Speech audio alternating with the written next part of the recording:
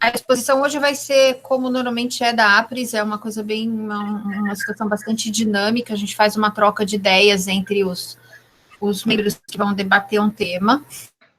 A Carla, que é nossa conselheira, vai ficar responsável do chat.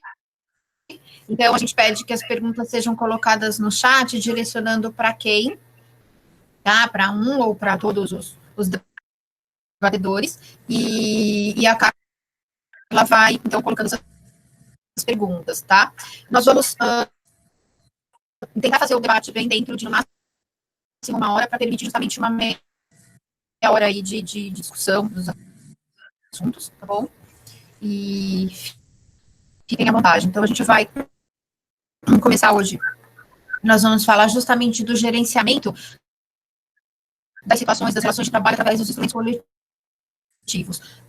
O que trouxe esse tema à tona no grupo foi justamente a queda da MP 927, quando a gente discutiu numa das reuniões fechadas, porque a APRES tem a reunião fechada e aberta, né? E na reunião fechada a gente discutiu justamente essa situação dessas relações de trabalho que haviam perdido a regulamentação através da MP. Então, que temas que estão lá que a gente conseguiria fazer um gerenciamento deles através de acordos coletivos, utilizando a legislação vigente, ou seja, a própria CLT e Malu, o teu áudio está falhando. Está picotando. Está picotando. Tenta arrumar aí, eu acho que talvez o Wi-Fi.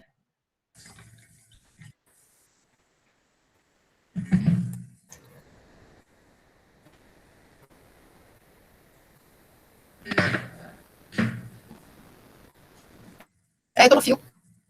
Mas, tranquilo. Vamos fazer assim, então, enquanto eu mexo aqui, Henrique, você pode começar, porque começa você e a Gisele, né? Então, o Henrique vai começar, ele vai analisar 2 temas iniciais, que é as considerações em relação ao 927 e o teletrabalho. Perfeito. Obrigado, Malu. Obrigado a todos que estão participando dessa nossa reunião. Um bom dia a todos. Como a Malu disse, eu vou complementar, porque o áudio dela estava falando, esse tema surgiu no âmbito da APRES, com a queda da medida provisória 927, porque o nosso grupo começou a discutir realmente como que as negociações coletivas, como o instrumento poderia servir como medida para gerenciamento das relações trabalhistas, principalmente quando a gente se vê dentro de um cenário como esse que ocorreu. A gente tinha uma medida provisória muito importante para as empresas nesse momento de calamidade pública que todas estão passando, e, de repente, por conta de todas as discussões que existem na esfera do nosso Congresso Nacional e do governo, todos os desentendimentos que nós sabemos, essa medida provisória, então, vem a caducar.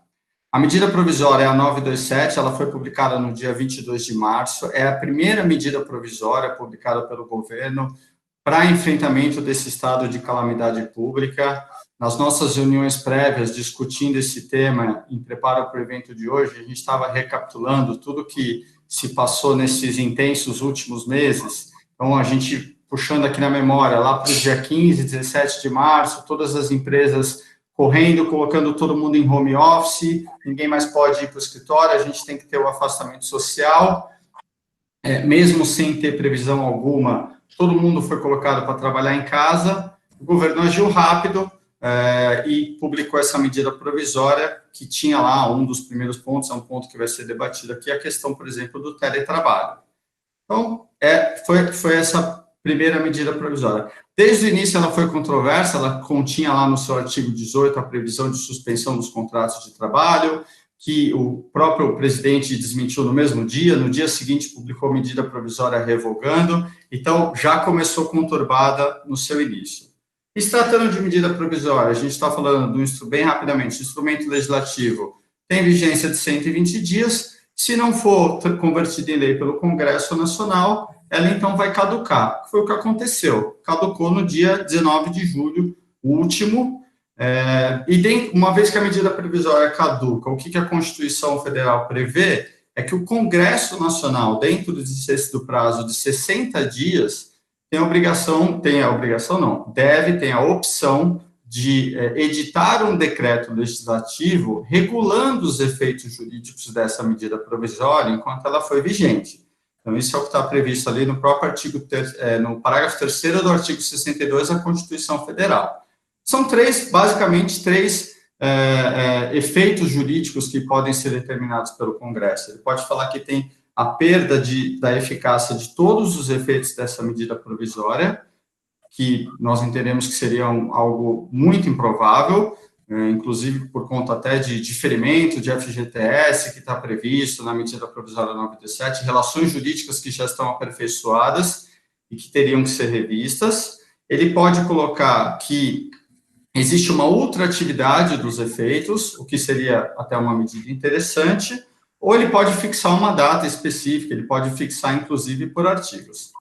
O que acontece é que, realizando algumas pesquisas, e inclusive considerando a intensa atividade legislativa que está sendo demandada do nosso Congresso nesse momento, os desentendimentos que já existem, que levaram até a caducidade dessa própria MP, é muito improvável que não exista decreto legislativo algum. Fiz uma pesquisa, eu não encontrei nenhum decreto legislativo publicado pelo Congresso Nacional regulando medida provisória que perdeu seus efeitos. Então, caminhamos aqui para o mais provável que não teremos nenhum decreto legislativo. Então, aí o que a gente vai se socorrer? Do próprio artigo 62 da Constituição Federal, que no seu parágrafo 11 fala o quê? Que as relações jurídicas constituídas e decorrentes de atos praticados durante a sua vigência conservar-se-ão por elas regidas. Ok? Então, basicamente, dentre as medidas que a gente tem dentro da medida provisória 927, que foram tomadas e foram aperfeiçoadas, concluídas, na sua vigência existiria uma certeza maior, só que a gente passa para a problemática das medidas de trato sucessivo. Então, a gente está falando, por exemplo, de teletrabalho, a gente está falando de banco de horas que foi implementado durante esse período de calamidade pública e que ainda as empresas necessitam dele, e que agora, desde o dia 20 de julho, você não tem mais um instrumento legislativo que você utilizou como base para fazer essa implementação.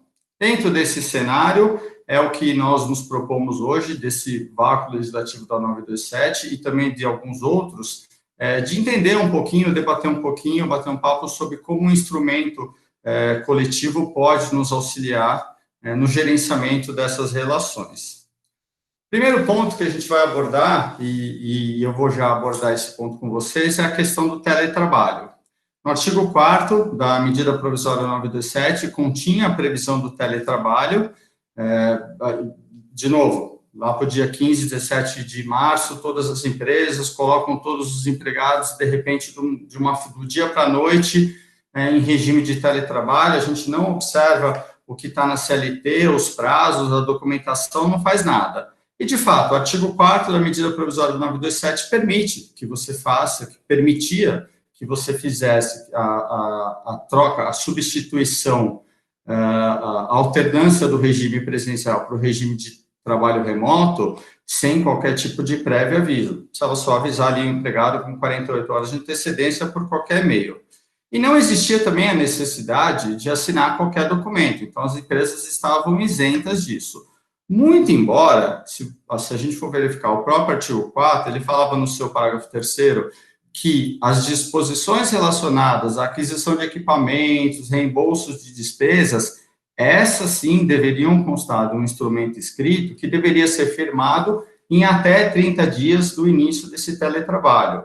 Então, existia sim uma previsão de formalização de algum modo para que as empresas assinassem com os empregados pelo menos um instrumento de o que vai regular esse teletrabalho ali durante a pandemia. A gente discutindo um pouco, basicamente temos hoje aí três grandes grupos. As empresas que foram mais cautelosas e que possuem um instrumento coletivo, um acordo coletivo de trabalho regulando esse teletrabalho, e que, então, hoje estão numa posição melhor, porque com a queda da 927, elas têm um instrumento coletivo substituindo essa legislação que deixou de existir. As empresas que implementaram por meio de um aditivo com os empregados, documentos individuais firmados com os empregados, ou mesmo políticas internas, e as empresas que não firmaram nenhum documento. Tá?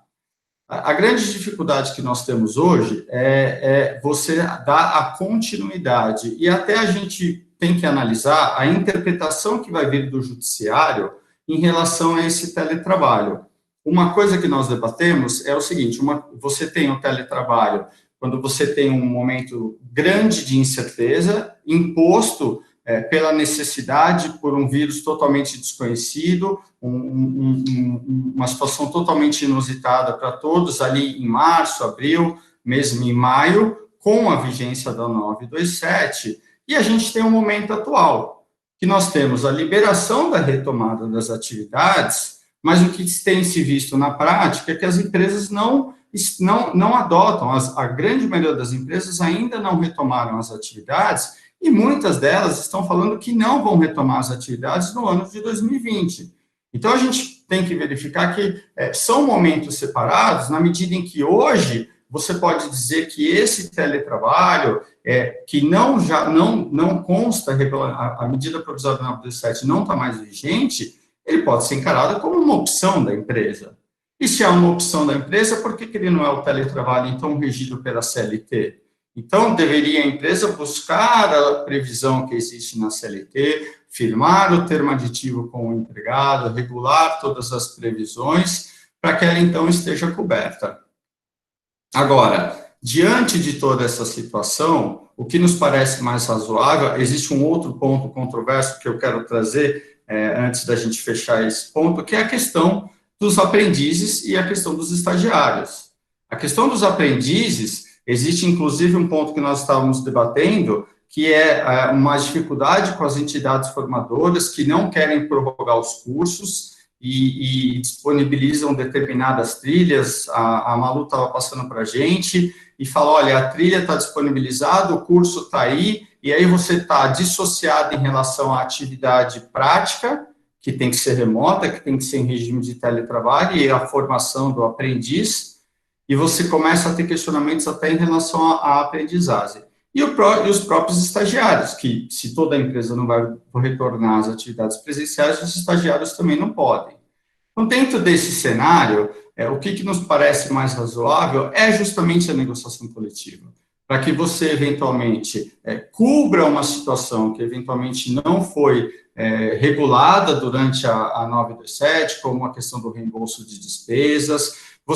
Existem questionamentos, existem discussões e dificuldades enfrentadas pela empresa com relação, por exemplo, aos benefícios. Existem muitos questionamentos e práticas diversas na empresa para todos os empregados que foram colocados em teletrabalho com relação ao vale-refeição, se vai substituir por vale-alimentação, se vai suspender, se vai ter redução de valor.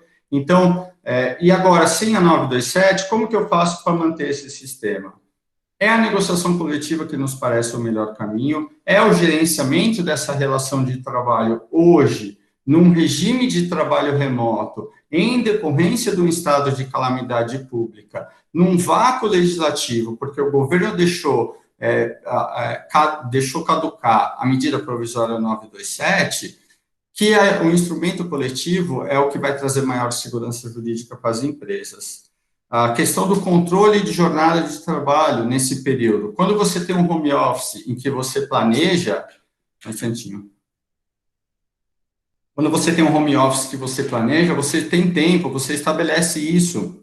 E o que nós vimos na prática pelas empresas é que ninguém teve tempo de regular. Então, você não tinha... A maioria das empresas sequer tinham sistemas de anotação remota. Agora, se eu vou usar um sistema eletrônico de anotação de ponto, eu tenho que pensar que eu tenho portaria 373 de 2011 regulando esse sistema. São dificuldades da prática do dia a dia das empresas que a gente busca trazer para esse nosso debate de hoje, para essa nossa discussão, para que a gente possa trazer via negociação coletiva. Não há outro instrumento, não há outra forma. Existe a possibilidade, sim, de regular via instrumento individual, via política, mas o gerenciamento dessa relação de trabalho feito pelo instrumento coletivo, ele é o que traz a verdadeira segurança jurídica para as empresas, é o que traz a representação e a proteção dos trabalhadores via a representação dos sindicatos. É lógico que se a gente traz para uma realidade prática nossa de sindicatos no Brasil, não generalizando de forma alguma, tem aqueles que, para negociar, colocam condições que não são condições corretas, como, olha, existem aqui pendências de contribuição sindical e etc., e isso dificulta, sim, a negociação coletiva, e é, sim, um entrave enfrentado pelas empresas. Muitas delas acabam não negociando justamente por conta disso. Mas, de todo modo, existindo ou não esses entraves, numa situação como a gente vive hoje, em que você vai ter, por exemplo, empresas que já anunciaram até o final do ano, não sabemos, não se tem nenhuma certeza, não se tem nada concreto em relação à vacinação em massa da população, e na qual seria, então, na visão dessas empresas, segura a retomada do trabalho presencial. Você não sabe até quando você vai manter. A gente tem aí mais 4, 5 meses de trabalho remoto, e você sem nenhum instrumento regulando isso, somente via norma coletiva, que te permitiria, inclusive, convalidar tudo o que foi feito desde então. Então, dentro desse cenário, nós entendemos e somos entusiastas que é o instrumento coletivo que deve gerenciar essas relações. Em relação ao teletrabalho, acho que basicamente são esses pontos. Agora eu vou passar a palavra para a Gisele, que vai falar um pouquinho para vocês sobre a questão das férias, que estavam previstas também na medida provisória 927, e mais para frente a gente volta. É isso aí, obrigada, Henrique. Pessoal, bom dia novamente, né? É minha primeira apresentação aqui nas nossas reuniões, apresentação de material. A gente sempre numa correria louca, mas tem que encarar, né, o desafio de poder compartilhar as nossas experiências e poder dividir um pouco, né? A gente aprende muito uns com os outros aqui, porque é um grupo extremamente seleto, né, de pessoas muito preparadas. E é importante a gente também, de uma forma muito humilde, muito simples, ainda dividir as nossas experiências do lado de cá, né? E como o Henrique, eu e Malu conversamos na nossa prévia essa semana, eu acho que era muito importante que a gente se desvinculasse um pouco dessa questão do... sair um pouquinho, né, da fala acadêmica, para a gente levar para as pessoas uma fala muito mais da vida prática, né? E até porque, assim, todos nós aqui somos, né, advogados ou estamos no meio, então seria muito redundante a gente ficar batendo muito em cima de legislação, enfim. Então, a ideia era trazer mesmo situações mais práticas que pudessem somar, né, no contexto da discussão. E aí, no contexto da discussão dessa semana, com a caducidade, com a queda da MP 927, nós distribuímos os temas, o Henrique apresentou muito bem aí todas as questões relativas, né, relativas aos efeitos e a questão do teletrabalho, que sempre dá conversa para muitas horas. E com relação às férias, né, as férias que eram previstas, lá, a possibilidade de antecipação das férias individuais e a possibilidade de férias coletivas, talvez, pelo menos do meu lado aqui, foi a primeira medida que as empresas adotaram já no intuito de reduzir, né, algum custo e sem a necessidade de, num primeiro momento, fazer redução no quadro, né, da empresa.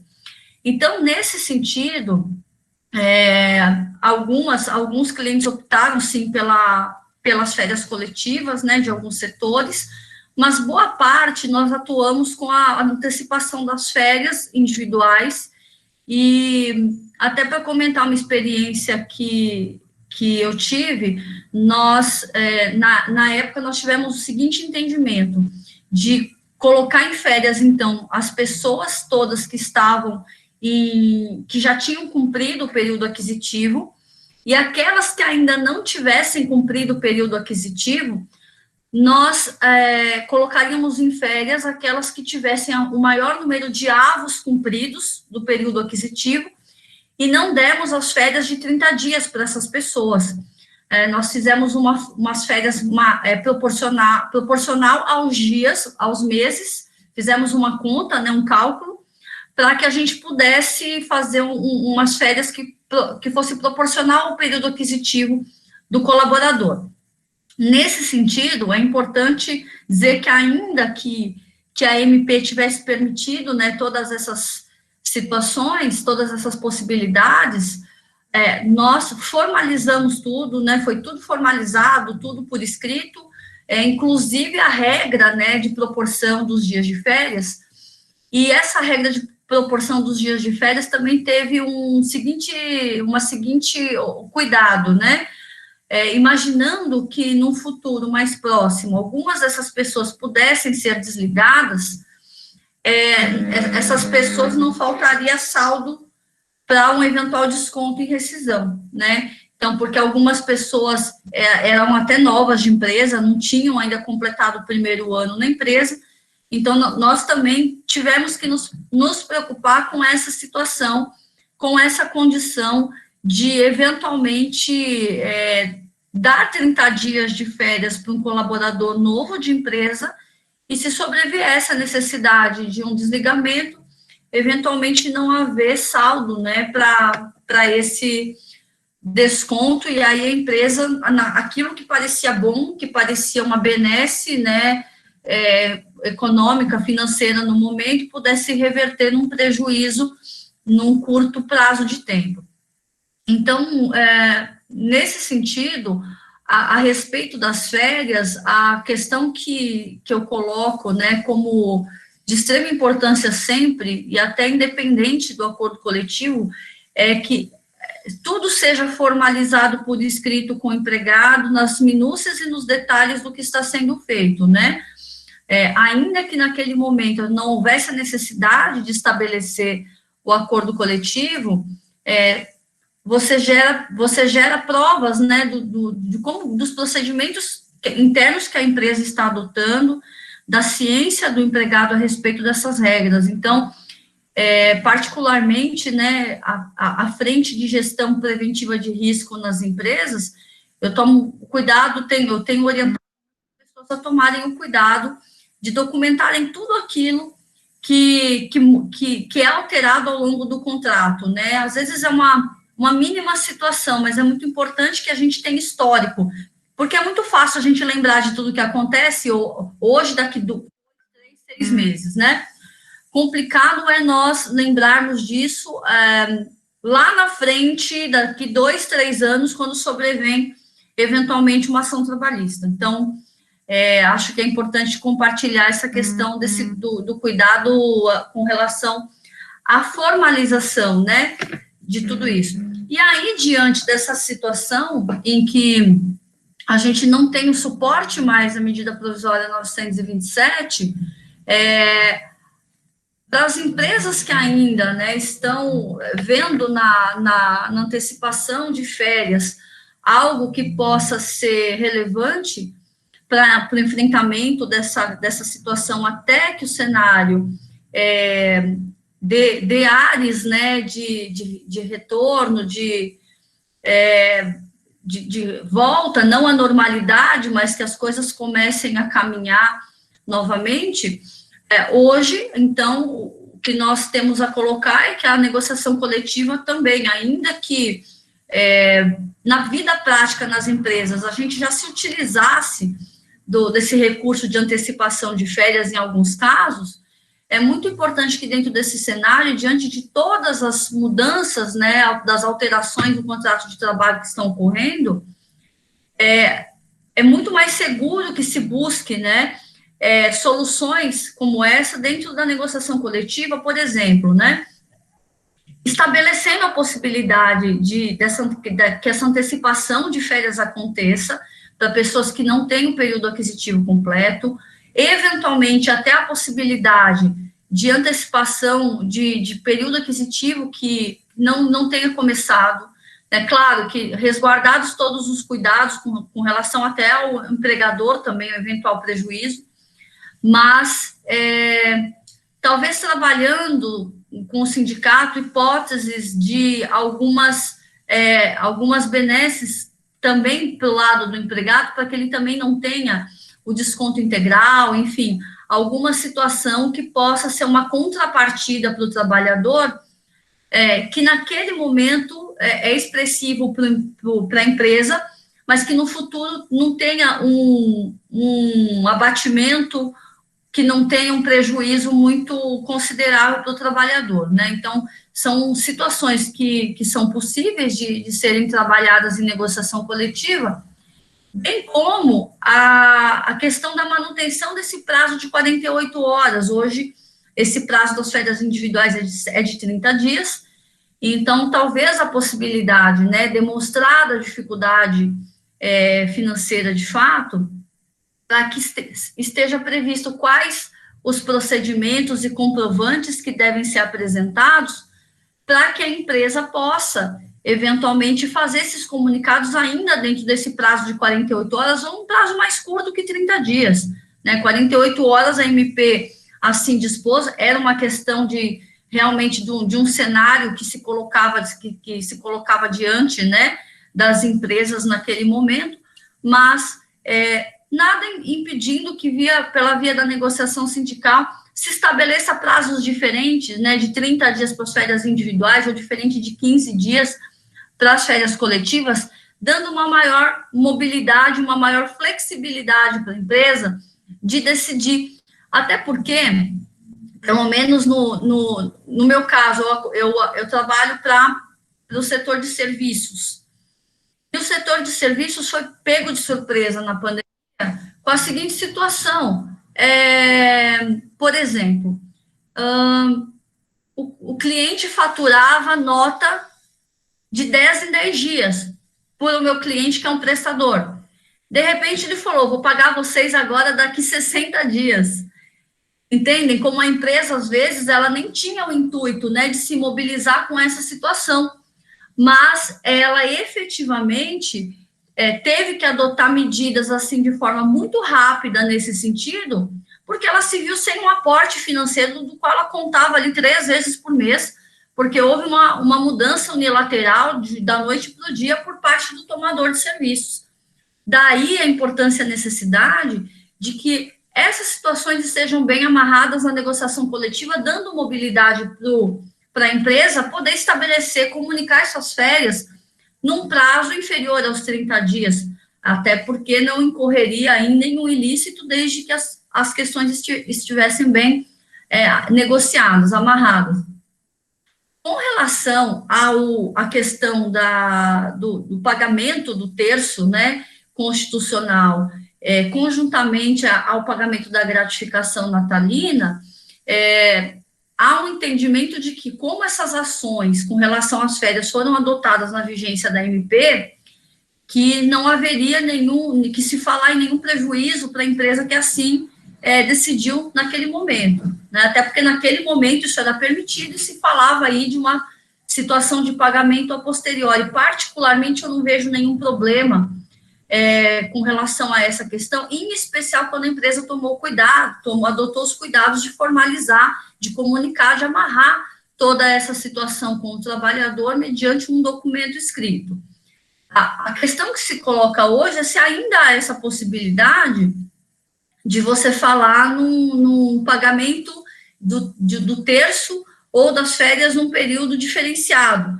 Então, quando a gente olha lá para o 611B da CLT, que trata das vedações, né, dos temas que são vedados na negociação coletiva, ali, na verdade, no inciso 12, o entendimento que eu tenho a respeito dessa situação é que não pode haver redução dos valores, né, no caso, a redução dos valores do percentual, né, do terço constitucional.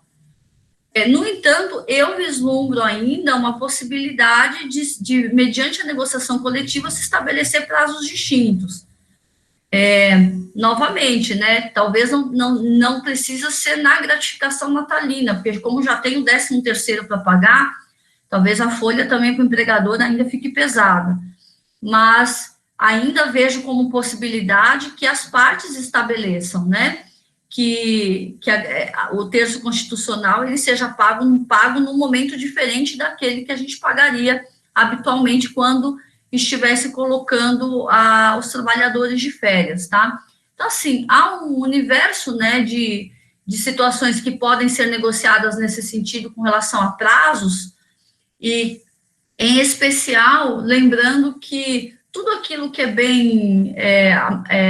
bem descrito, bem determinado, normalmente, que não gera dúvida, tende a dar certo, né? É muito complicado quando a gente toma decisões de forma genérica e não comunica e não instrumentaliza isso de alguma forma. Então, com relação a essa questão das férias, que eu não vejo como uma questão tão difícil de ser tratada, seria o mais ideal é que a empresa ainda se valendo desses recursos, né, como recursos que podem apoiar a empresa ainda num momento que não há qualquer expectativa de grandes melhorias no cenário econômico, que esses prazos fossem flexibilizados mediante a negociação em razão de não podermos contar mais com a MP 927, tá?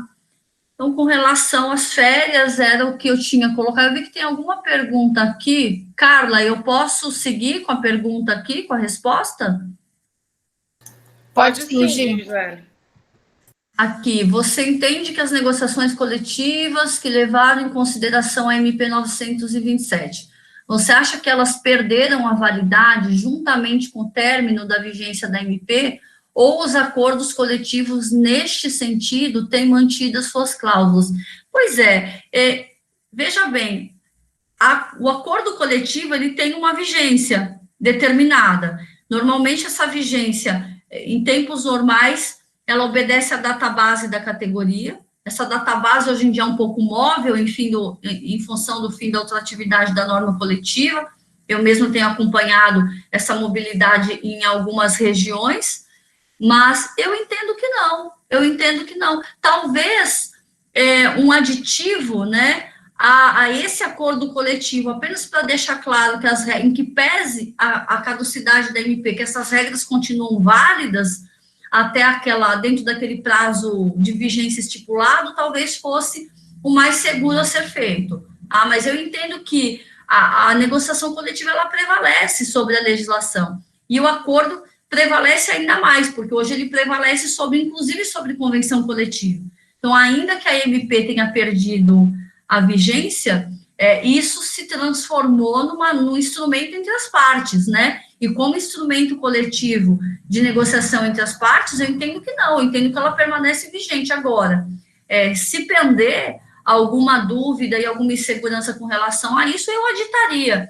Eu faria algum aditivo com o sindicato nesse sentido, informando que as regras ali determinadas, em que pese terem fundamento na MP 927, que perdeu vigência, continuam válidas dentro daquela vigência. O mais correto é que isso já tenha sido feito, né? A gente sempre tenta se respaldar quando escreve norma coletiva, a gente tem que pensar nisso sempre, né? Inclusive deixar alguma margem para uma rediscussão em caso de alteração legislativa. É o mais correto a fazer. Então, na dúvida, na incerteza ou na insegurança, eu faria um aditivo a esse acordo coletivo apenas para ratificar que essas regras continuam vigentes para a categoria tal qual foram celebradas entre as partes naquele momento. É isso? Até a gente estava conversando, né, Gisele, que inclusive a Malu teve acordo que ela já fez com 611 e 59, Constituição, já antevendo uma situação como essa. O ideal é ver quais foram as bases do acordo, se necessária, dita, mas é isso. No acordo coletivo, com medida provisória que pode cair, a maior cautela é já fazer, buscando todas as previsões legislativas possíveis, para se cair, você não precisar nem do aditamento, já mantém. Exatamente. Exatamente. É por isso que eu fiz questão de comentar, que a gente, quando escreve coletiva, né, Henrique? A gente que já, nós todos que estamos nessa labuta aí há alguns anos ou algumas décadas, né? A gente já tem tanto cuidado com essa situação que a gente sempre amarra lá na última cláusula que seja, a gente faz uma amarração nesse sentido, né? Para que a gente não seja pego de surpresa e não tenha que sair editando 20 acordos coletivos de uma vez só, né? Mas então é isso. Então, para quem não, eventualmente, né, não se atentou, não tomou essa cautela, eu acho que a dita, né, não custa nada, mas a negociação coletiva, ela prevalece. Na minha visão, ela tem essa força hoje, mas é sempre importante que a gente faça todas as amarrações legais possíveis, todo o embasamento legal possível, para que a gente não fique preso só a uma coisa que pode ser transitória, como é a medida provisória, né? Henrique, eu não lembro se o próximo tema é seu ou se é meu. Me ajuda.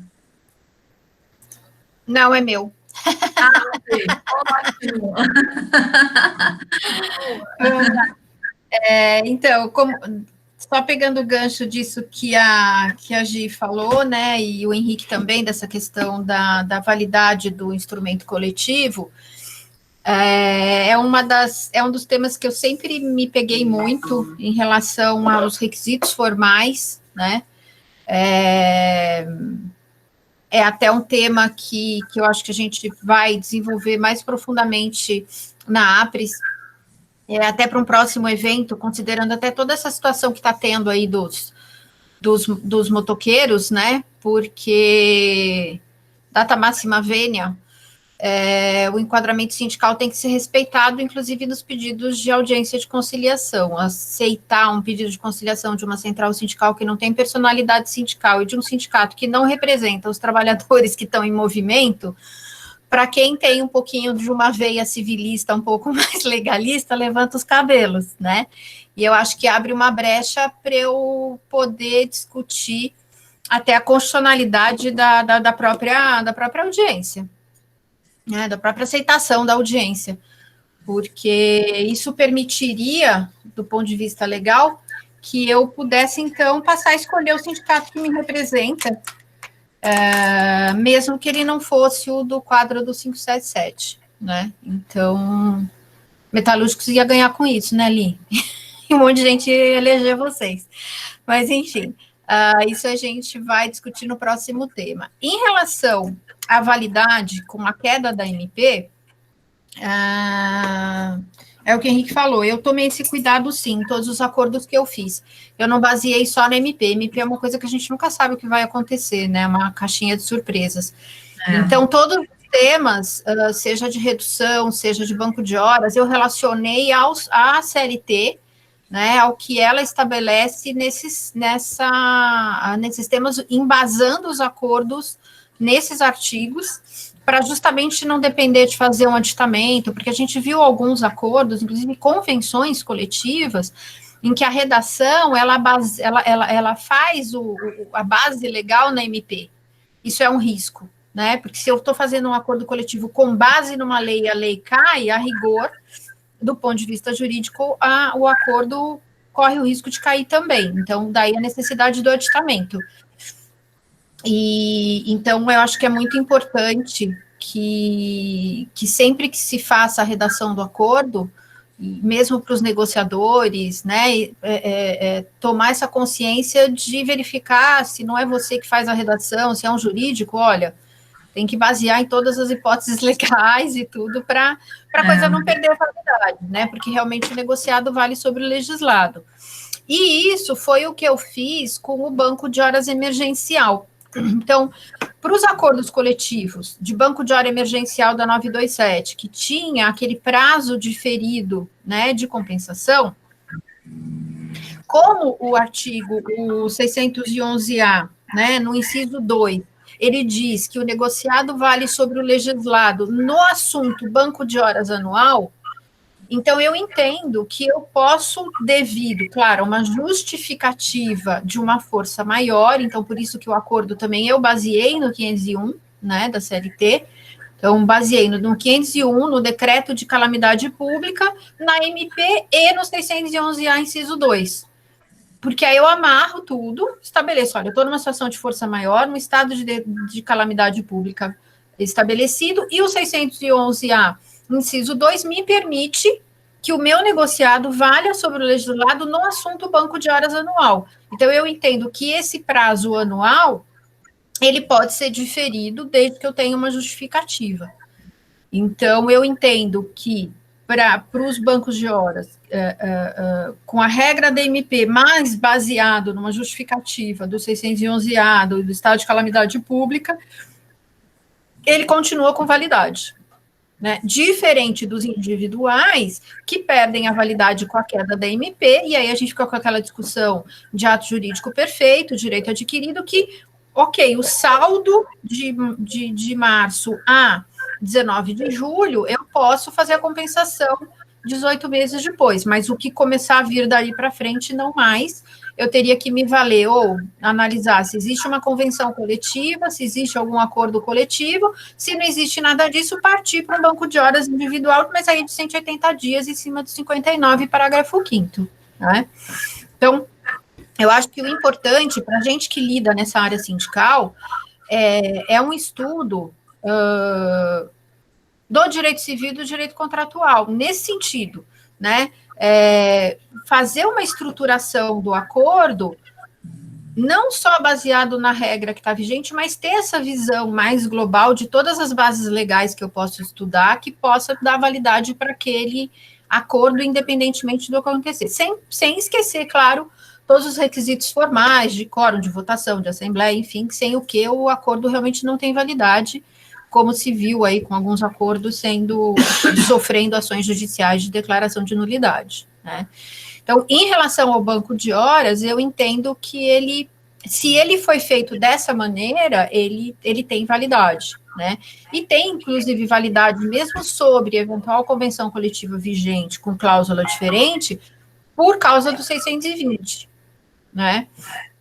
E aí, esse mesmo artigo, que é o 620, entrando nesse tema, né, da flexibilização de benefícios que foram concedidos durante esse período de pandemia, né, no teletrabalho, e mesmo a questão de reajustes salariais diferenciados, a base legal para que tudo isso tenha validade é o 620, que diz que o acordo coletivo vale mais sobre a convenção. Quais são as dificuldades? Existem convenções coletivas que estabelecem que, numa situação financeira difícil, a empresa pode fazer um acordo coletivo com um reajuste inferior ao da convenção. Prática. Dificilmente um sindicato senta para conversar sobre isso. Se senta, a resposta que a gente ouve é politicamente isso não é legal, eu não vou ter como justificar depois isso, né? Mesmo que os trabalhadores concordem com aquilo, o próprio sindicato toma, e aí, né, a questão de fundo mais uma vez, a nossa estrutura sindical em que o sindicato vive a despeito do representado que tem, ele não respeita, às vezes, a vontade desse representado, você acaba tendo que partir para outras situações, notificações, enfim, né? Mas é muito importante, em todos esses acordos, supondo-se, por exemplo, que o sindicato toque para frente esse tipo de negociação, é a comprovação da situação financeira da empresa, né? Mesmo nos acordos que foram feitos com base nas MPs, eu acho muito importante que as empresas tenham essa comprovação, e é claro que não é o que a Gisele falou, não é só aquele momento espelho, né? Neste momento eu estou com dificuldade financeira. Não, eu posso não estar agora, mas eu sei que eu vou estar depois, porque eu tive uma queda de faturamento, porque eu estou com uma queda de atividade que vai refletir no meu faturamento lá na frente. Então, eu acho que a visão tem que ser global dessa situação financeira, mas eu acho muito importante as empresas manterem e os próprios sindicatos profissionais analisarem isso, para que as medidas não sejam tomadas de uma maneira indevida, que inclusive prejudica, né, a empresa e o trabalhador, que acaba tendo que devolver o benefício emergencial, enfim. Então, tomar todos esses cuidados. Os benefícios, eu entendo que eles possam ser flexibilizados, né? E a flexibilização, mais uma vez, não é uma questão de retirada, mas, por exemplo, eu tive clientes que a alteração que foi feita foi dar a possibilidade dos trabalhadores escolherem por vale alimentação ao invés de vale refeição enquanto estavam em teletrabalho. Quem não cozinha preferiu o vale refeição. Quem cozinha e às vezes tem a família maior preferiu o vale alimentação. Então, é uma flexibilização que às vezes, dependendo da norma coletiva que embasa o vale refeição, você vai precisar de algum aditamento, alguma coisa nesse sentido, né? Todo mundo fala do vale transporte, mas vale transporte não é benefício, né? Vale transporte é uma imposição legal para você ir de casa para o trabalho, do trabalho para casa. Consequentemente, se você não está indo de lugar nenhum para lugar nenhum, o vale transporte, para mim, não precisa de acordo, não precisa de nada, ele simplesmente passa a ser indevido, tá?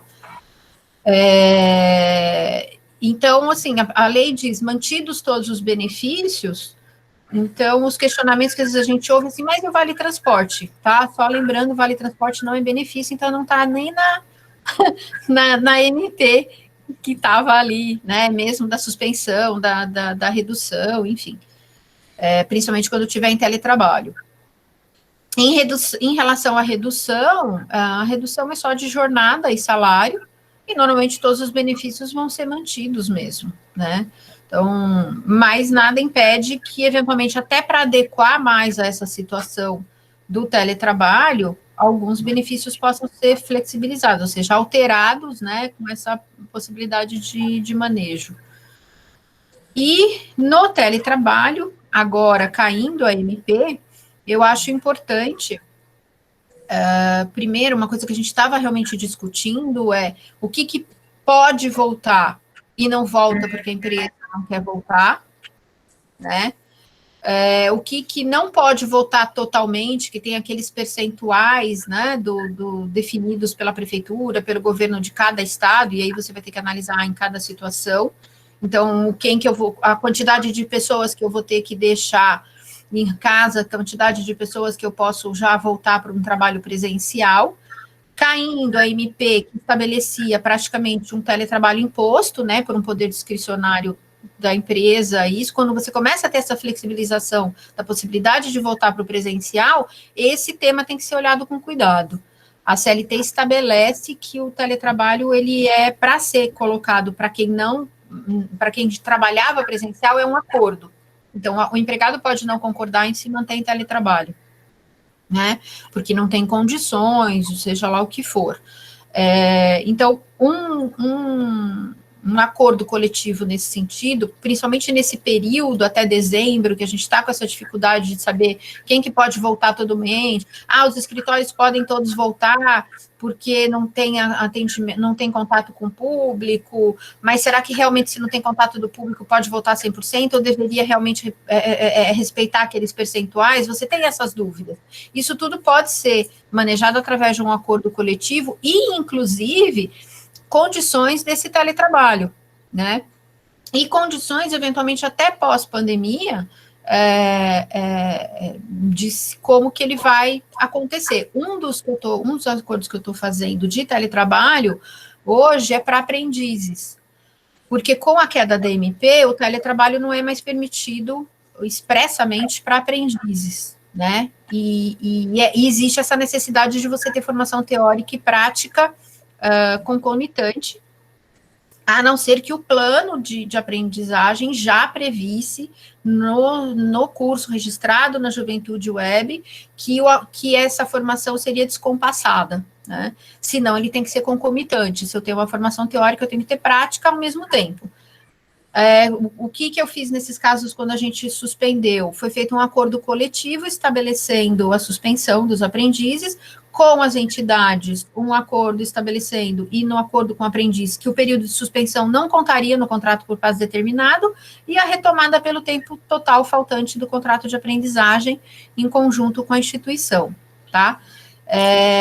todas essas matérias, cada empresa, cada trabalhador, enfim, sindicato profissional, patronal, ele tem que analisar justamente o que eu sempre falo, a necessidade dos seus representados e manejar todas as hipóteses legais, todos os embasamentos legais, para que esse acordo reflita a realidade dentro de uma legalidade, mas que permita essa flexibilização, essa negociação das relações coletivas como um todo, tá? Então, agora a gente vai tratar um pouquinho de outras alternativas de geração de emprego, reduções de custos, e o Henrique vai tratar do assunto. Henrique, a palavra é tua. Obrigado. Tem só aqui uma pergunta antes, se a empresa opera 100% em teletrabalho, a lei do aprendiz não veda expressamente o teletrabalho para aprendiz, mesmo assim seria possível? Deixa eu verificar aqui. Então, na realidade... Sou eu, Henrique, que falei. Na realidade,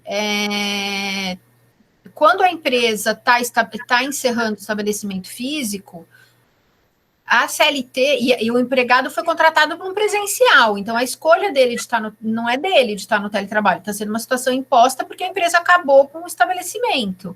Eu entendo que isso tem que ser acordado com o empregado, porque muitos empregados não vão ter condições. Lembrando que quando a gente fala de teletrabalho, a gente não está falando necessariamente de trabalho em domicílio.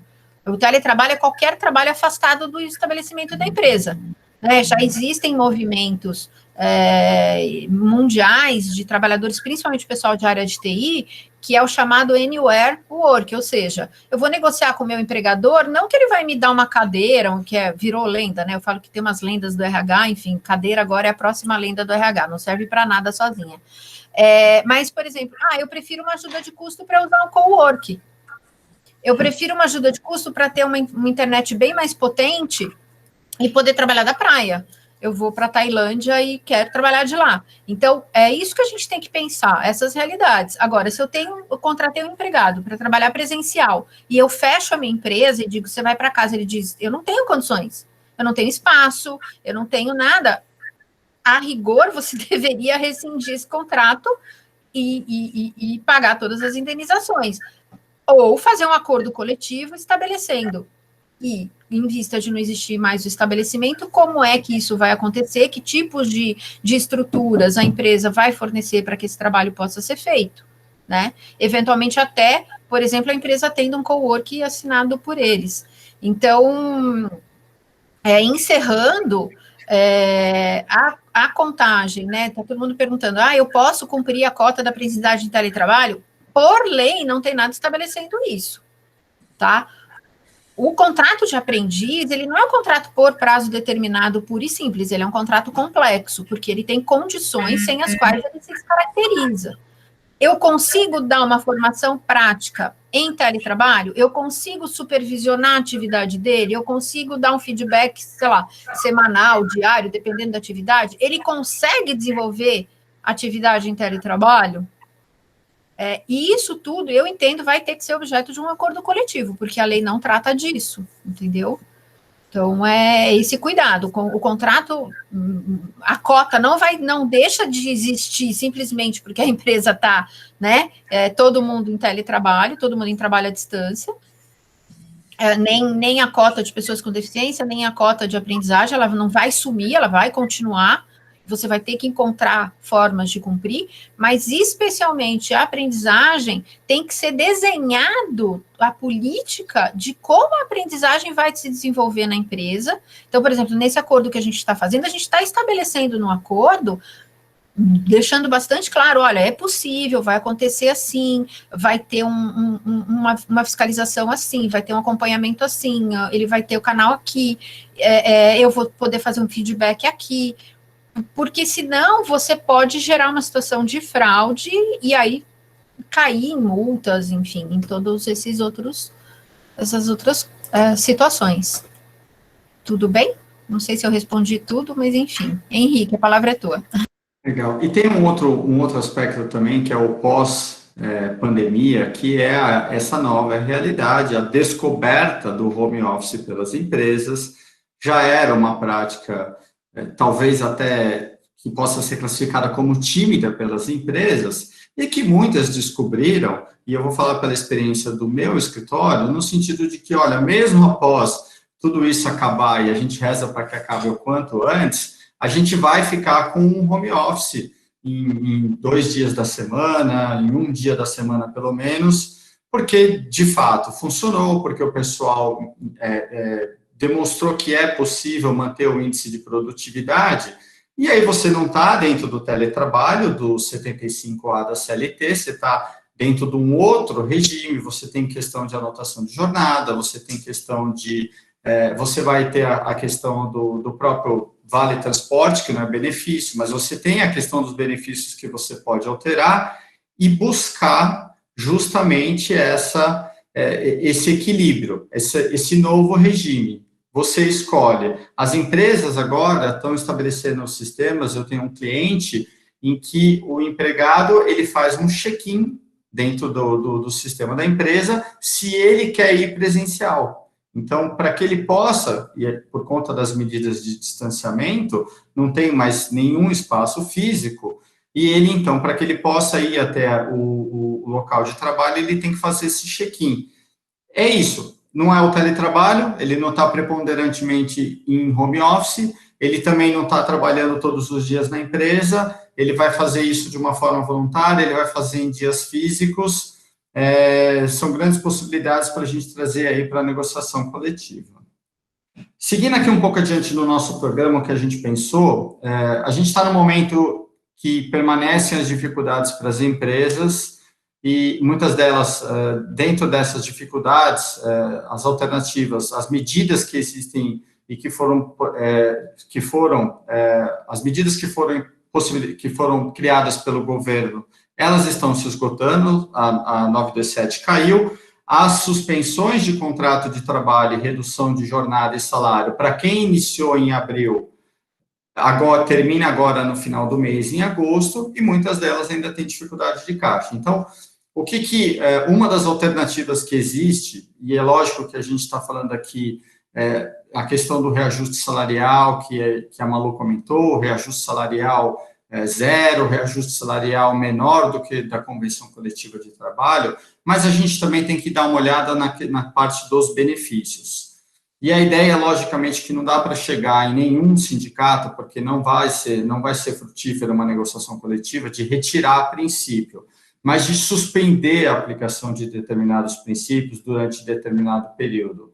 Então, você tirar, por exemplo, um triênio que é pago para os empregados, não retirar a cláusula adicional de turno, você flexibilizar cláusulas que falam, por exemplo, de turnos de trabalho da empresa, ou mesmo possibilidades de compensação desses turnos, tudo isso com vistas à possibilidade de dar um fôlego para a empresa nesse momento de dificuldade de caixa. Veja que a ideia não é buscar junto a esses sindicatos, porque não é o momento aqui de querer se rediscutir a convenção coletiva como um todo. Eu não quero ir lá e discutir que aquela cláusula está muito pesada para a categoria como um todo. Mas para este momento de dificuldade, e tem todo o embasamento, estaria plenamente justificado por conta do que a gente está passando, e a empresa demonstrando que o caixa dela está duramente impactado nesse momento, ela vai buscar uma negociação nesse sentido, e demonstrar uma economia. Falar, olha, eu tenho um grande número de trabalhadores, que se eu retirar, ou se eu reduzir esses benefícios, se eu suspender determinadas cláusulas da convenção coletiva, neste momento isso vai me gerar um fôlego. Muito provavelmente a contrapartida do sindicato vai ser, por exemplo, a garantia de emprego para os trabalhadores, e tudo isso vai para a mesa de negociação. Mas é um instrumento coletivo que vem dando segurança jurídica para as empresas e dando fôlego do lado econômico. Não tem como você fazer de outra forma. Não adianta simplesmente, às vezes a empresa não está com caixa sequer para fazer desligamento nesse momento. Então, a gente tem que mostrar isso também para os sindicatos. É a negociação coletiva mais difícil, mas você tem que mostrar isso para o sindicato, e existe sim, o que eu tenho visto nas minhas negociações, nos próprios acordos que foram feitos, todo esse retorno que tem vindo dos trabalhadores é realmente do entendimento de que o momento é difícil, de que a empresa demonstrando que está fazendo um esforço de empregos, ainda que vá ter aí uma redução de salário e jornada, como tem acontecido com muitos trabalhadores, vai ter uma certa dificuldade em relação a, olha, eu vou tirar um benefício num determinado momento, eu vou reduzir um benefício num momento, se isso sendo refletido na garantia, na permanência do emprego, tem sido aceito, né? Então, convencido o sindicato, estabelecida a negociação coletiva e levada para os trabalhadores, eu acho que tem uma grande chance de sucesso para que possa ser aceito pelos sindicatos. Inclusive, a Gisele vai trazer para a gente uma pesquisa que ela fez a esse respeito, né, Gisele? É isso aí. Nós falamos um pouquinho sobre essas questões de sobre quais temas na nossa prévia, né, na quarta, sobre quais temas têm sido objeto de negociação entre empresas e sindicatos nesse momento, e eu fui até o sistema mediador ontem e fiz uma pesquisa por vocábulo, tá? E aí eu encontrei, nesse ano, né, já no período aí, pandemia em diante, 350 instrumentos coletivos firmados, né, desde, então, a declaração do estado de calamidade, entre convenções e acordos coletivos, e passando, né, por boa parte deles, claro que eu não entrei em cada um dos instrumentos, eu olhei a ementa de cada um deles para entender quais os principais temas que estão sendo negociados, e aí eu tenho a seguinte relação aqui, das maiores preocupações aí nesses acordos: a regulamentação do banco de horas, os protocolos de prevenção, né, protocolos internos de prevenção ao Covid, a questão da antecipação das férias, compensação de horas, manutenção do emprego,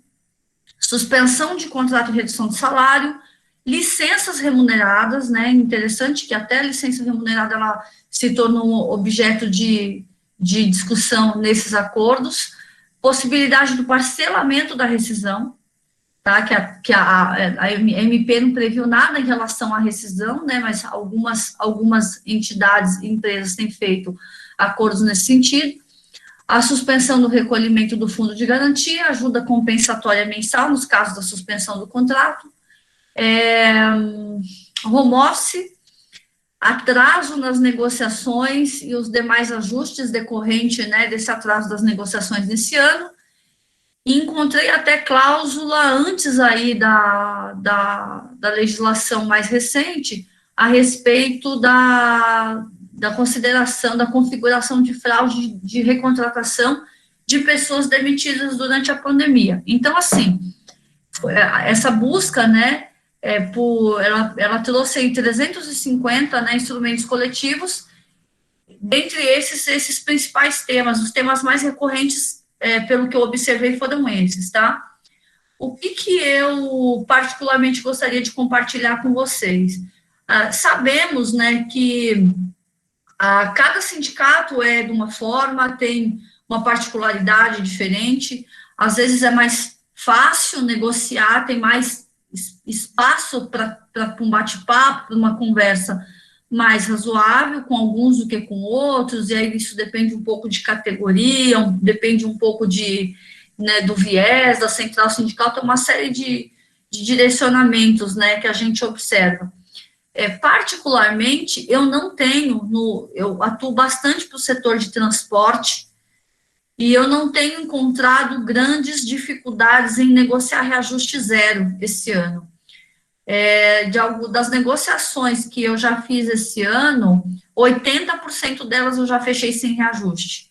Então, a gente já conseguiu mantendo todos os demais benefícios, então, nesse primeiro momento não teve nenhuma flexibilização de outros direitos, mas o mero fato de não ter havido o reajuste de salário, de piso normativo e, consequentemente, a incidência da inflação nos demais benefícios, isso por si só já trouxe um grande respiro, até porque, volto a dizer, enquanto, né, empresas prestadoras de serviço, sofre-se aí uma pressão maior, porque o tomador diz, eu não vou repassar reajuste de folha para vocês esse ano em razão dessa situação.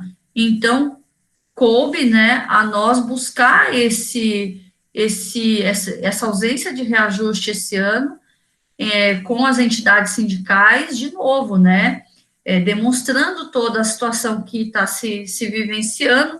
Eles estão muito próximos da categoria, então, no meu caso lá, não tem sido um grande esforço demonstrar que as empresas realmente estão passando por esse desconforto e essa própria pressão do tomador de serviços em dizer que não repassaria nada, né? Então, qualquer reajuste que a empresa tivesse esse ano seria ônus, né? Seria ônus lá dos meus clientes. Então, não tenho, assim, encontrado resistência. Muitas vezes eu entendo até que a resistência, às vezes, é muito da empresa, né? Eu até compartilho, eu fui advogada de sindicato durante 5, 6 anos, e hoje, né, já há 10 anos do lado das empresas, né, fazendo consultivo para as empresas, há uma resistência muito grande dos gestores, da própria direção da empresa em buscar alinhamento com o sindicato.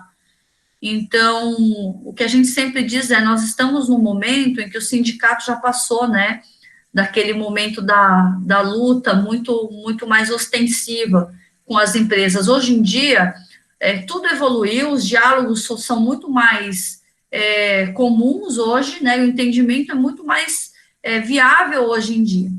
Então, o que a gente sempre diz nada é impossível, né, a gente tem o não sempre.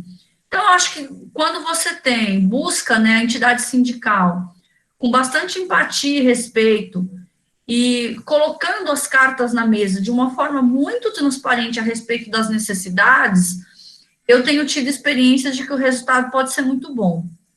Então, essa pesquisa, na verdade, seria mais para a gente entender quais são os principais tópicos, né, as flexibilizações que estão sendo cogitadas. Sem dúvida, o home office e o banco de horas saíram à frente, dispararam, né, em número de quantidade de acordos coletivos. Esses 2 temas têm sido os temas mais relevantes, mas a gente não pode esquecer que há outras situações também trazidas lá pela medida provisória, que volto a comentar, podem continuar sendo objeto, né, desde que não colida lá com o 611B da CLT, que podem continuar sendo objeto de discussão, de flexibilização dos prazos, ou, como o Henrique colocou, de uma suspensão temporária, ou de uma suspensão parcial, que não significa, porque hoje, né, até eu digo que até em face do fim da ultratividade da norma coletiva, as empresas têm um grande receio de aceitar um benefício novo, e os sindicatos de tirar um benefício conquistado ao longo dos anos. Então, por isso que o acordo coletivo ele tem que ser o mais detalhado possível nesse aspecto, deixando até atrasado, né, e amarrado essa situação de que aquela questão ela é temporária, ela é provisória, que as partes retomarão o curso do cumprimento daqueles benefícios conquistados num determinado tempo, que isso voltará para a mesa de negociação para reavaliar a situação econômica, o cenário econômico como um todo. Então, o mais importante é que, nesse momento, a empresa tenha o maior nível de transparência e proximidade possível com a entidade sindical. Boa parte dos sindicatos estão, né, atentos às dificuldades que a categoria como um todo tem vivido, não estão alheios a essa realidade, né? Então, fica assim uma espécie não de dica, né, mas de conselho mesmo, para que a gente tenha mais, que a gente consiga levar os nossos pontos sem esconder, né, sem tampar o sol com a peneira, entende? Sem tentar tampar o sol com a peneira, jogar na mesa mesmo da negociação, efetivamente todas as dificuldades que estão sendo vividas, porque é só assim que a gente vai conseguir chegar num entendimento, numa compreensão, num resultado que possa atender as empresas nesse momento, e sempre objetivando mexer o mínimo possível aí na estrutura, no quadro de empregados. até passou um tema que a gente havia falado e eu acabei não comentando lá atrás, que era sobre a questão da antecipação dos feriados, né? Isso, assim, é uma pequena parte, que às vezes pode ter uma pequena participação nesse contexto de apoio, né, às empresas no momento desse, mas eu sempre oriento, faça isso dentro do ano vigente, se isso extrapolar ao mês de compensação, a semana, ao mês, faça isso de uma forma que fique dentro do ano, e nas empresas a gente tem sempre um cuidado a mais, que é o controle. Como que o sistema de folha entende essas informações. Então, quando a gente firma uma negociação coletiva, a gente tem que lembrar que a gente tem que transportar algumas situações para dentro dos sistemas que mensuram jornada e mensuram folha. É só esses cuidados que a gente tem que tomar para que a gente não invalide aquela palavra dada, aquele acordo que foi celebrado com o sindicato. É isso. Tá joia.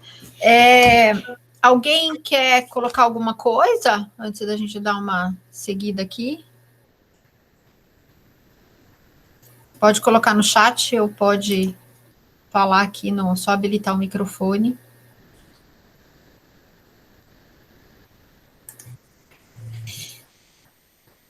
Malu, tem uma consideração da Juliana Duarte, que ela fala bem ao início, né, que a convenção do Sintoresp já prevê a concessão de férias antecipadas e desconto em eventual rescisão.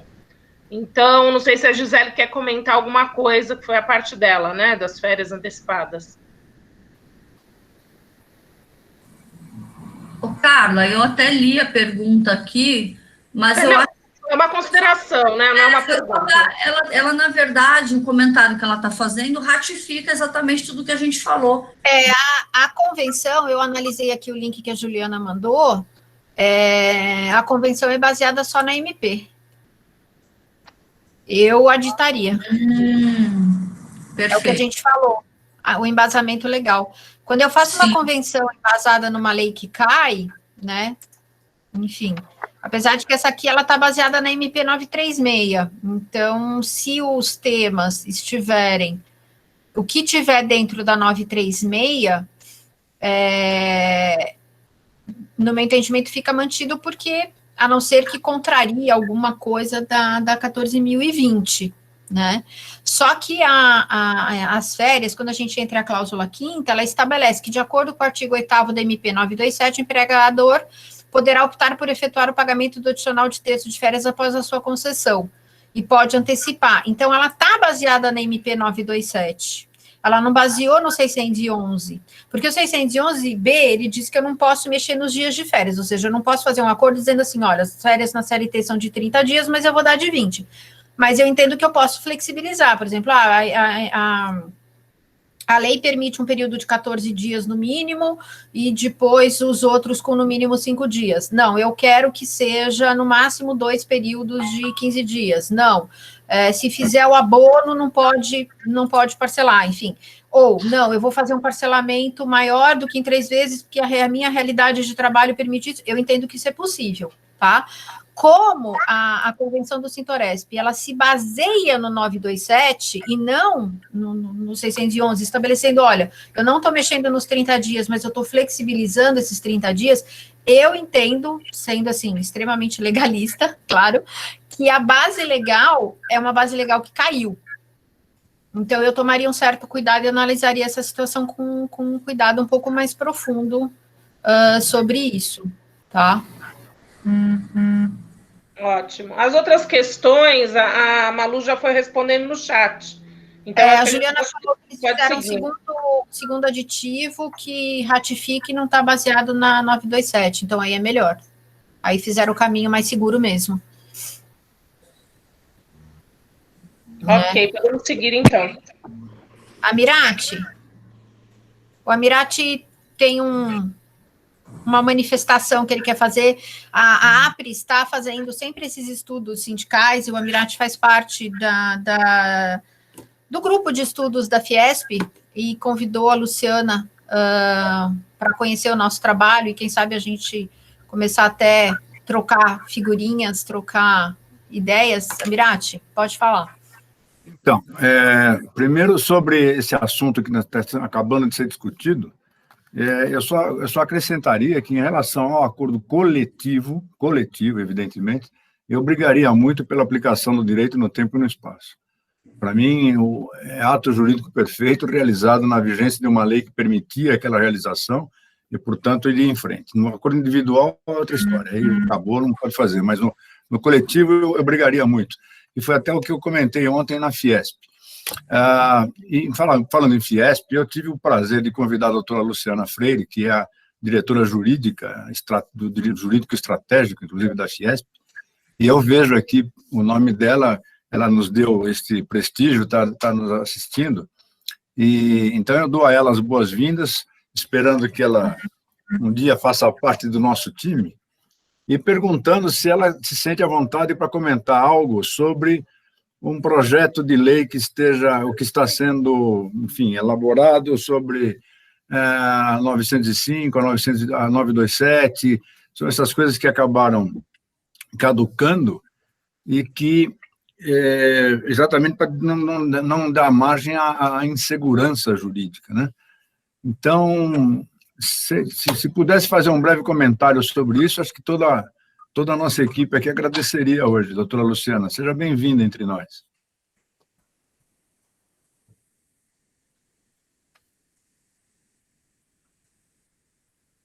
Ou pelo menos está o nome dela aqui. Será que saiu? Olá. Tudo bem, pessoal? Tudo bem? Obrigada pela deferência. Tudo jóia. Eu estou dirigindo, estou indo aqui para a Fiesp agora, que eu tenho uma reunião lá. Eu já pus até a máscara para me acostumar, que eu chego lá eu tenho que ter minha própria máscara. Mas obrigada pela deferência. Eu que estou aprendendo com vocês. Eu espero continuar fazendo parte. Hoje é a primeira vez que eu participo de uma reunião de vocês e estou assim, muito lisonjeada, porque é um grupo muito seleto, um grupo de experts, então são todos professores, gente que eu já admiro bastante há muito tempo. Então, muito obrigada, Malu e Amirati, pela oportunidade de participar. Se for possível, eu gostaria realmente de fazer parte da associação mesmo, como membro. Acho que entidades sindicais podem colaborar com essas discussões, né? Então, se vocês me derem essa chance, participarei permanentemente. Sobre os temas de hoje, eu concordo com tudo que foi dito, principalmente com a parte do banco de horas. Eu acho que é isso mesmo que a Malu colocou, e eu tive a oportunidade de conversar com a Amirati essa semana sobre esses bancos de horas aí com usufruto, né, futuro. E aí até ele foi super humilde de rever a posição dele, porque a gente estava nessa linha. Amirati, só dá para gozar banco de horas em 18 meses com acordo coletivo. Os individuais, acabou. Então, como só acordo coletivo, o banco de horas negativo, que a MP deu essa chance, o banco de horas negativo, muita gente colocou enquanto não saía a suspensão, né, da 936, não saía a conversão em lei, o decreto, nós mesmos colocamos os empregados da Fiesp que estavam suspensos naquele lapso em banco de horas negativo, mas eu tinha 927, né? Então, o banco vigente, eu concordo com a Malu, assinou. Então, as horas até dia 19 de julho, eu posso gozar em 18 meses, mas as novas horas de descanso ou novas horas extras, não dá, né? O banco de horas realmente vai ter problema na justiça, vão ser considerados horas extras e tudo mais. Então, eu acho correto. Esses temas que o Amirati colocou sobre os projetos de lei, nós estamos trabalhando em 2 projetos importantes que têm a ver com o que vocês falaram. Um é do Laércio Oliveira, que é sobre o parcelamento de verbas rescisórias, que foi colocado, né, pela Mancuso, que tem até convenções já dispondo sobre isso na pesquisa que ela fez. E para a gente é importante essa oportunidade. Então, as empresas têm que ter oportunidade de rescindir com a possibilidade de parcelar essas verbas. E aí a gente está trabalhando nesse projeto, que esse já está mais avançado, e o outro é o do Celso Maldaner, que foi o relator da MP 927. Ele apresentou um projeto de lei a nosso pedido com os temas da 927, que também foi dito aqui: férias, antecipação de feriados, banco de horas novamente, todas essas flexibilidades, teletrabalho mais regulamentado, está nesse projeto de lei. Mas esse ainda está dependendo de despacho do presidente da Câmara, do Maia, para escolher, para dar andamento. E aí eu estou preocupada, porque quando o Maia resolveu olhar para isso, a pandemia já acabou. Então, a gente está pressionando. Ontem, o presidente SCAF esteve com o presidente Maia tratando desse projeto de lei, entre outros temas que a gente tem prioridade para ser pautado. Então, foi pedido urgência nesse projeto do Celso Maldaner, exatamente pelo que foi colocado aqui, que vão acabar os 120 dias, né? Quem deu suspensão em abril e volta a trabalhar em agosto, precisa ter essa oportunidade de antecipar férias de novo, antecipar o carnaval, né? Nós temos um feriadão aí de carnaval, o começo do ano, que a gente podia antecipar. Se não consegue por convenção coletiva, porque há sindicatos resistentes em antecipar o carnaval, a gente poderia antecipar via base legal, né? Via um projeto de lei. Então, é muito importante que esses projetos andem. E aí eu peço a vocês que dêem uma olhada nesses dois projetos. Eu posso postar para vocês os números, para me mandar contribuições, porque cabe emenda, cabe aperfeiçoamento, e a gente trabalhar aí num projeto legal.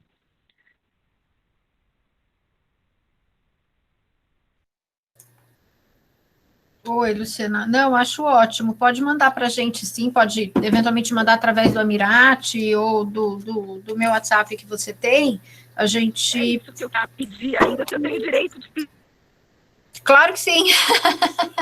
Eu acho que é interessante, sim, todo mundo analisar e até os outros, eventualmente, até outros grupos que a gente faça parte, a gente colher elementos, né, porque é o que eu sempre falo, a legislação é a mesma questão, por exemplo, da estrutura sindical.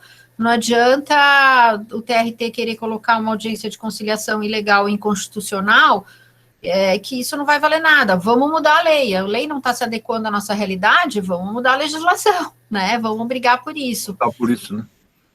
Exatamente. Então, acho que realmente é importante e ter acesso a esses projetos e tudo, a gente pode fazer uma análise. Os membros, né, da associação trabalham em diferentes setores, em diferentes realidades, então acho que isso é bastante importante, porque a gente tem uma visão mais global, não só indústria, serviços, comércio, sindicatos profissionais, enfim, eu acho que é bem bacana, manda sim pra gente, tá? E com certeza você será muito bem-vinda na associação, vou mandar todo o material para o Amirati, ele te manda. Vai ser um orgulho para todos nós, mesmo. Muito obrigado pela participação, doutora Luciana. Vá lá para a sua reunião. Boa agora. reunião, Gente. Obrigada. Boa reunião. Um abraço. Desculpa o mau jeito aqui de estar no trânsito, mas eu pretendia fazer home office hoje, porque eu queria assistir vocês. À tarde também eu faço uma live aí com o Jota, às 17 horas, quem puder assistir também no canal do Jota. E aí eu achei que eu ia ficar em casa, só que hoje é aniversário do SCAF, e ele chamou os gestores para almoçar, para falar da ida a Brasília ontem. Então agora eu estou correndo para chegar lá para essa reunião. Desculpa, viu? Um abraço. Imagina, tranquila, tchau. Um abraço para vocês, tchau, tchau. Tchau, tchau. Gente, a gente está chegando aqui na nossa hora de encerrar a reunião. Alguém mais quer fazer alguma consideração? Ronaldo, pode? É só você tirar o mudo do teu microfone. Pode fazer a pergunta via áudio, sim.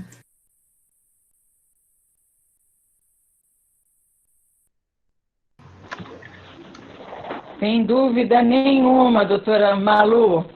Tudo maravilhoso, viu? Estava só esperando alguém se habilitar, e eu aqui com esse barulho maravilhoso aqui de reforma no prédio. Olha, se eu deixar esse microfone ligado, o pessoal vai me xingar, viu? Oi. Bom ouvi-la. Olá, bom dia. Oi, Ronaldo, tudo bem? Bom dia a todos. Eu estava escutando, na verdade, né, estou acompanhando. Primeiro, agradecer aí o convite, né, a gente poder aprender e discutir temas assim tão polêmicos. Mas a doutora, eu vou tomar também a liberdade de chamar de Malu, porque é difícil a gente falar Maria Lúcia, ouvindo Malu o tempo todo. Já virou Malu bem a mim. Cadu também, né, que a gente fala Carlos Eduardo é difícil, né? Mas a gente viu um comentário da colega aí da Fiesp sobre a questão de legislação. E a Malu sempre tem falado, eu acho de extrema importância, a questão da relevância da negociação coletiva, né? De tratar os assuntos através dos instrumentos coletivos, porque cada segmento aqui conhece a peculiaridade dos seus trabalhadores, tanto, né, o patronal como o laboral.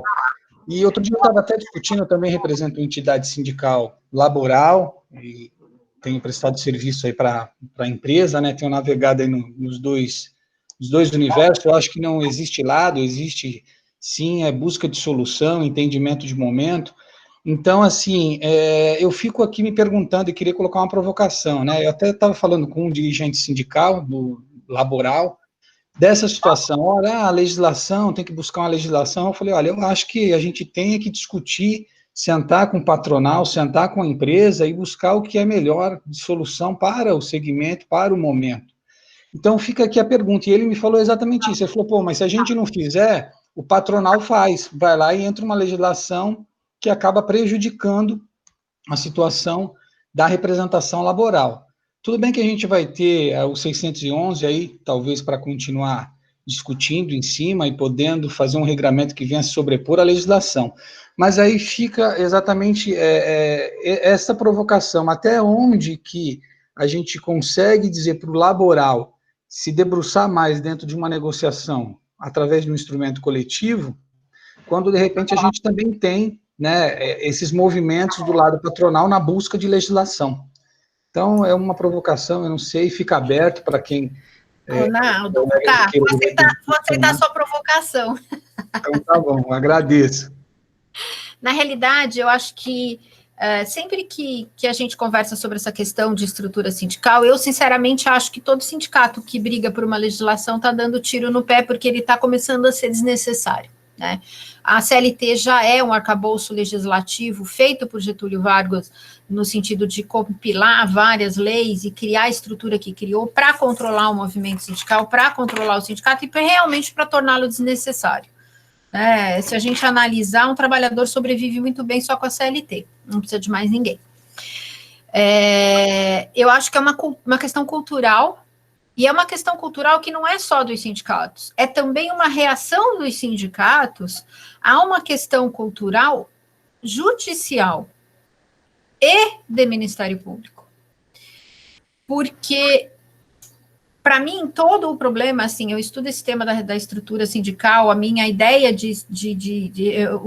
em 88, quando eu fiz a pós, o meu tema já foi estrutura sindical brasileira, né, já foi uma crítica bastante forte à questão da ausência de liberdade sindical, que gera uma ausência de representatividade, que enfraquece o movimento, que enfraquece os instrumentos coletivos, enfim, você fica numa bola de neve, né, num círculo realmente vicioso, e isso precisa ser quebrado.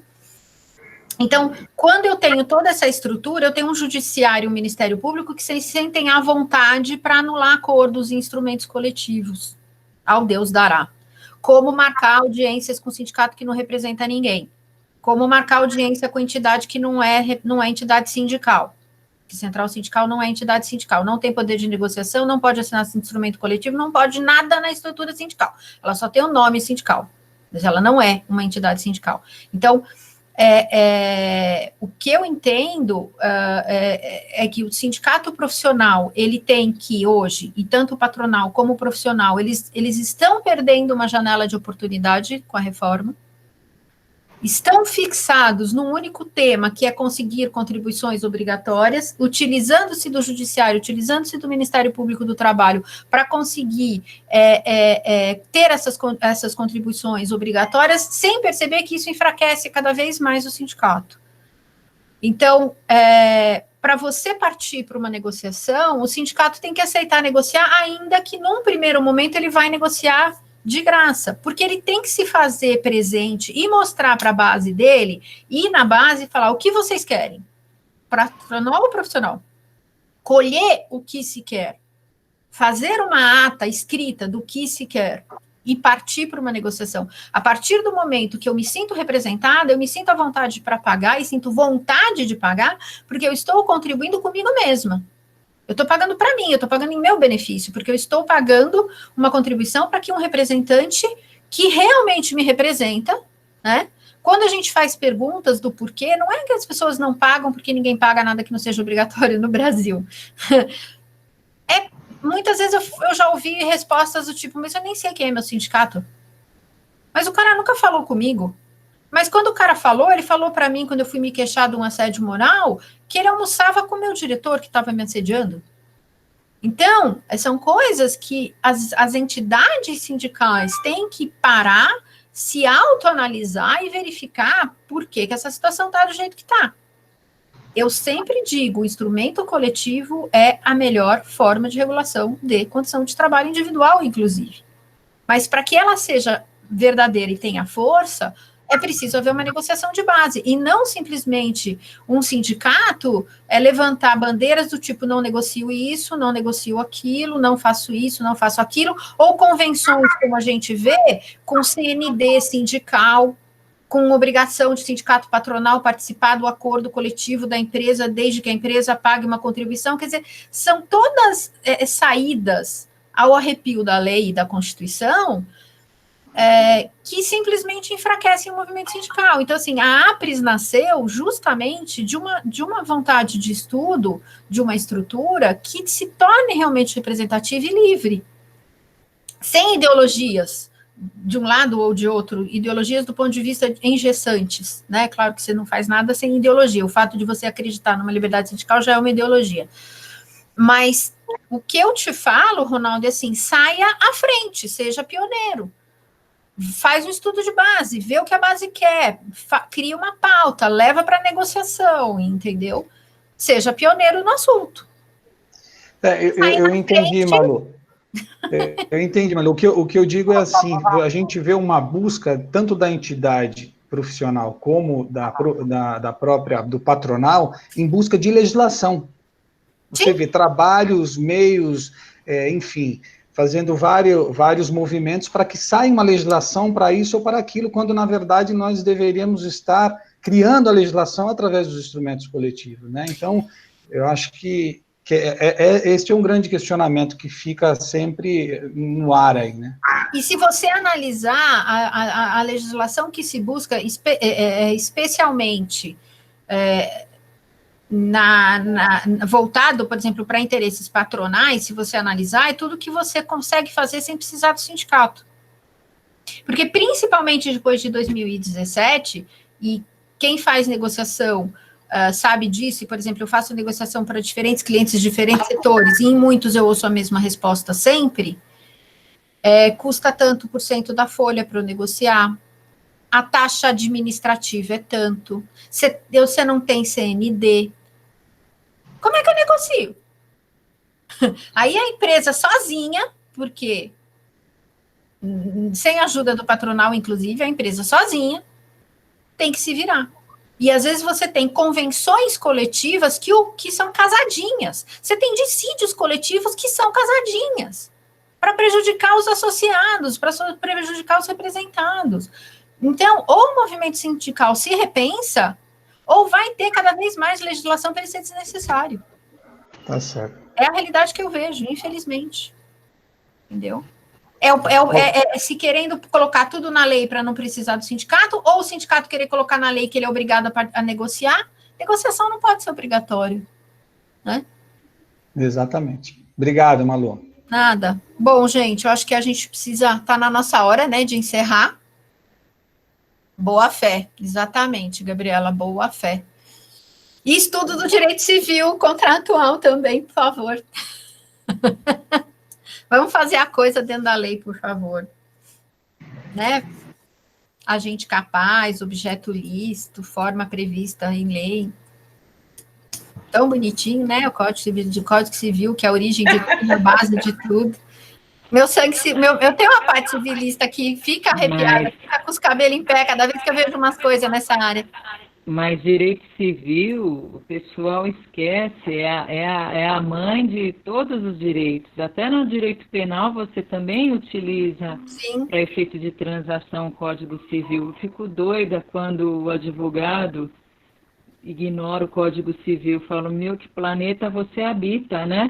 Pois é, o problema não é só o advogado, né, Li? É isso aí. O duro são ter audiências marcadas ao arrepio da legislação civil de representatividade e ao arrepio da legislação sindical. Verdade. Né? Obrigada, hein, Carlinha, porque a Carlinha, eu cheguei atrasada, falei, Carla, me passa aí o link. Eu acho que assim, eu fico pensando, e esse realmente é o tema aqui no grupo, a gente já está falando, a gente vai estudar para o próximo evento, vamos soltar algum material sobre isso. Eu fico pensando o seguinte, vamos supor que aquela audiência do Sindimota e o GT com as empresas, que o tribunal marcou, fosse vitoriosa. E a empresa não cumprisse. Como é que eu executo um título nulo? Hashtag fica a dica. Como eu executo um título de acordo de conciliação nulo porque assinado por parte incapaz? E se os próprios motoboys não cumprirem, como os caminhoneiros autônomos não cumpriam o que o sindicato negociava? E se vocês entrarem no site do Sindicato dos Caminhoneiros Autônomos do Rio Claro, tem um manifesto da época daquela greve dizendo: não vão para o movimento. Vocês não são representados pelo Sindicato dos Motoristas Empregados. Vocês não são empregados.